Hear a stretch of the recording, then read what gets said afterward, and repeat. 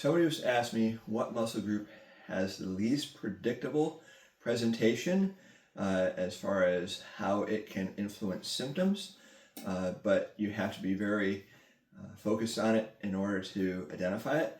I would say the sternocleidomastoid muscle.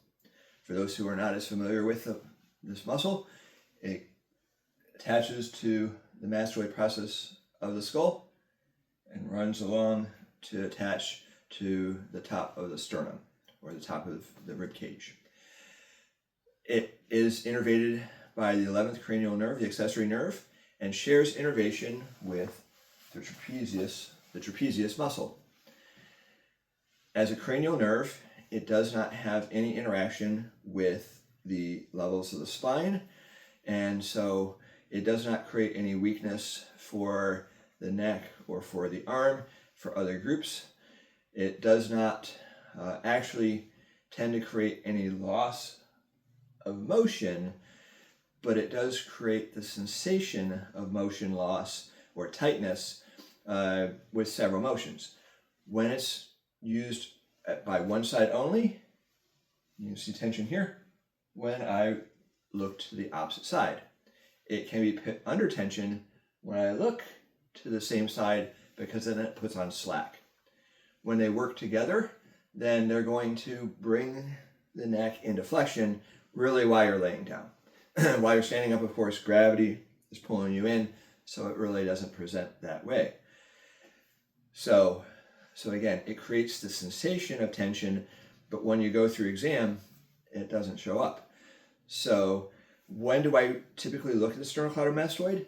When somebody has had treatment to the trapezius and they still have headaches, or they still have the sensation of tension, but motion is actually good, and there's nowhere along the trapezius that's tight. And by history, it's really when somebody comes in with headaches and they describe like a migraine style headache of light sensitivity. Because the sternocleidomastoid is a cranial nerve, it'll create interactions with, actually I've seen it with the eye, with nasal symptoms, and to a degree with a little bit with hearing. Not that it blocks hearing, but it alters it a little bit. And clients don't even recognize it until after it's been treated. I've had a few different clients over the years that after I treat this area, they'll say, oh, my sinuses just cleared. I actually feel better that way, but they weren't talking about that before. Or they say, wow, actually, I think I hear a little better. Or they'd say that, oh, things look a little clearer. But again, it wasn't so bad that they would say, oh, I'm coming in and I can't see clearly. It's just a subtle contribution. So I will say that the sternocleidomastoid, because it is near other blood vessels and near the front of the throat, it does have people kind of nervous about being treated with dry needling.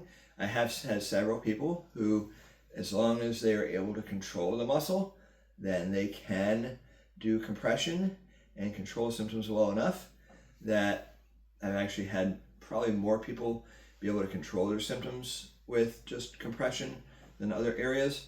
But if somebody's comfortable with treatment, then it is an area that can be treated, and they know the difference, whether it's for headaches, sensations of tension, or other unusual presentations. Hope this helps.